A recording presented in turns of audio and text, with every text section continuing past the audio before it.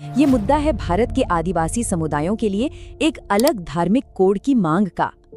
एक ऐसी मांग जो दशकों से चली आ रही है लेकिन आज भी अनसुलझी है। तो सवाल ये उठता है कि आखिर ऐसा क्यों है? मतलब करीब 10 करोड़ लोगों का एक समुदाय जो प्रकृति की पूजा करता है, जो खुद को सरना धर्म का मानता है, उससे अपनी धार्मिक पहचान के लिए 50 साल से भी ज्यादा लंबा संघर्ष क्यों करना पड़ रहा है? चलिए आज हम इसी सवाल का जवाब ढूंढने की कोशिश करते हैं। ये कोई आज की मांग नहीं है, ये संघर्ष कई पीढ़ियों से चला आ रहा है और इसकी जड़ें हमारे इतिहास में बहुत गहरी हैं। देखिए, 60 के दशक से ही इसकी मांग उठने लगी थी और 70 के दशक में ये आंदोलन और तेज हो गया। इसका मतलब है कि कई पीढ़ियां अपनी अलग धार्मिक पहचान के लिए आवाज उठा चुकी हैं, लेकिन 50 साल से ज्यादा हो गए हैं और ये संघर्ष आज भी जस का तस जारी है।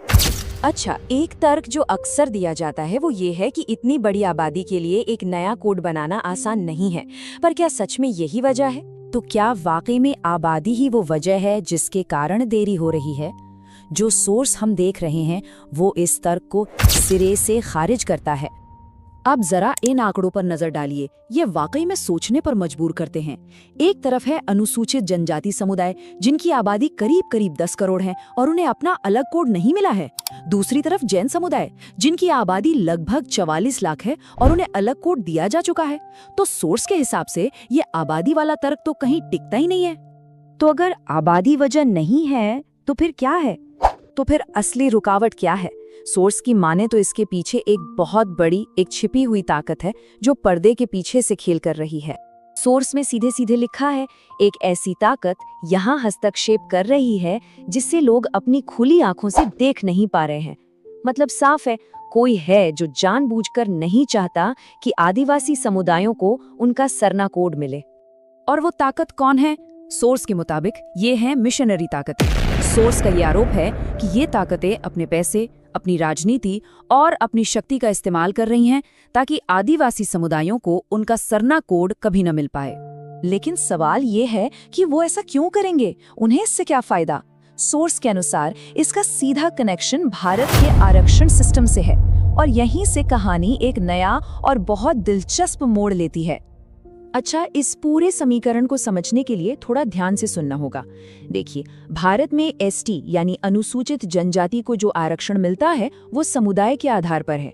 अब सोर्स का तर्क ये है कि अगर सरना कोड को मान्यता मिल गई तो सरना और एसटी एक ही चीज मान लिए जाएंगे। तो ऐसे में जिन आदिवासियों ने ईसाई धर्म अपना लिया है उन्हें कागजों पर अपना धर्म ईसाई लिखवाना पड़ेगा। और इसका मतलब क्या होगा? इसका मतलब ये होगा कि वो अब सरना नहीं रहे और इस वजह से वो अपना एसटी आरक्षण का फायदा खो देंगे।